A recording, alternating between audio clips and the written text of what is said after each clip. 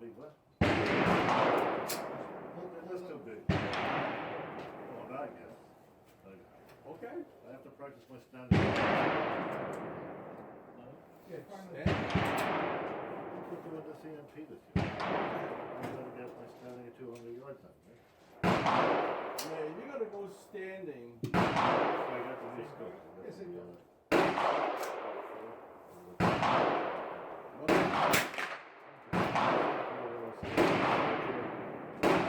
Oh, the boulder drops compensator. Oh, X, 9.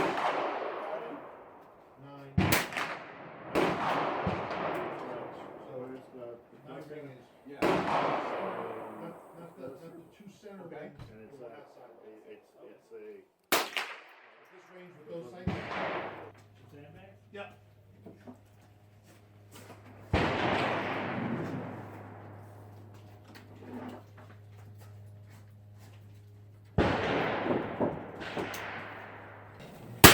No, no. A lot of room.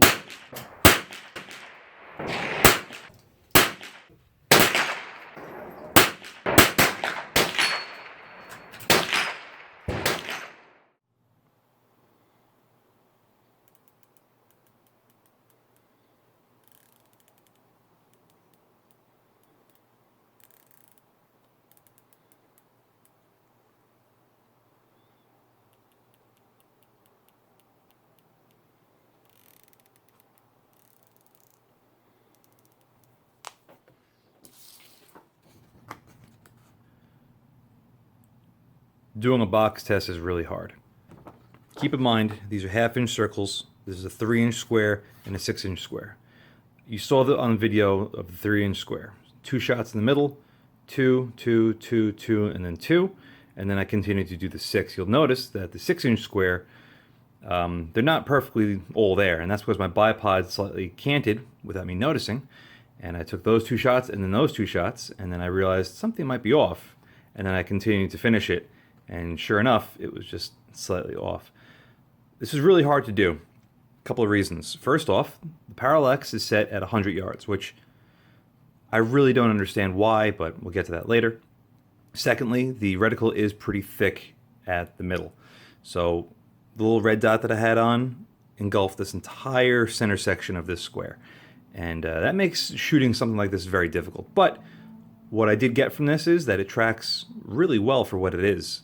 Keep in mind, this is the type of scope that once you set it, you sort of cap it and forget it. And I think that if you had to make a finite adjustment, for whatever reason, you absolutely could.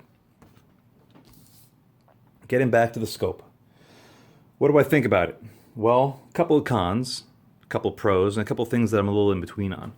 First off with the pros, the glass clarity. The glass on this thing is superb. It is definitely high end. It is very clear. It is very sharp. It has great contrast. I tried representing that in some of the videos that I took, but really the videos do not do this scope justice. It is even better in person. It's great during the day. It's great in cloudy gray weather, in the rain, in the snow, and even at night. So as far as the glass goes, you'll be hard pressed to get better. Another thing I like about it, the knobs, they are quick adjustable, no problems for me. To adjust them, it's very easy. 2 little Phillips head screws. You loosen them up, you pop the top. There's a little indent on the back. You pry that up, you can adjust it, lock it back down, you're good to go.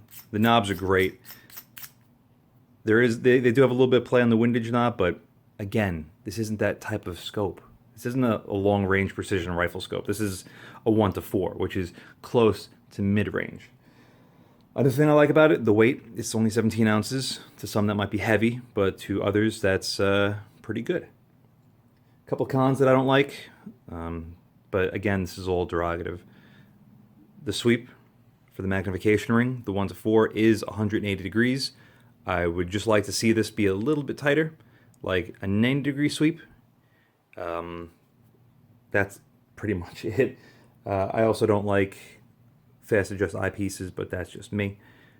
This is not coated, but the knurling on this is good enough that you can grab it by hand whether barehanded or with gloves, and not have to worry about it. I did not need to have a throw lever on this. I'm glad I didn't waste the money getting one, because I would have realized that it's really not worth it, at least not for me. A couple things I am in between on is the reticle. Why? I like it for its simplicity. It's a very simple crosshair. I do like how it tapers from thick to thin down towards the middle. I do like the red dot. The red dot is very bright and very clear, very crisp, and it has tons of adjustability on it. You know, if we were to go through this, we have 2 modes of night vision. Keep in mind there's an off in between every on, and then you have the nighttime settings, which there are 1, 2, 3, 4, and then the daytime settings, which is 1, 2, 3, 4, 5. And it gets, you know, it gets pretty damn bright. Definitely daytime bright, no doubt about that.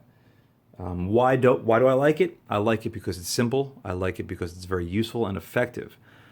But if I was doing really fast target acquisition one to another, it might be a little tricky to pick up from time to time. Not only that, but the subtensions that are in there for, I think they're 200, 300, and 400 yards, they could be a little bit hard to see. I would like to see something a little bit more pronounced, but other than that, the reticle's really hard to beat, especially with the glass that it has. Other than that, that's the only thing I'm really in between about.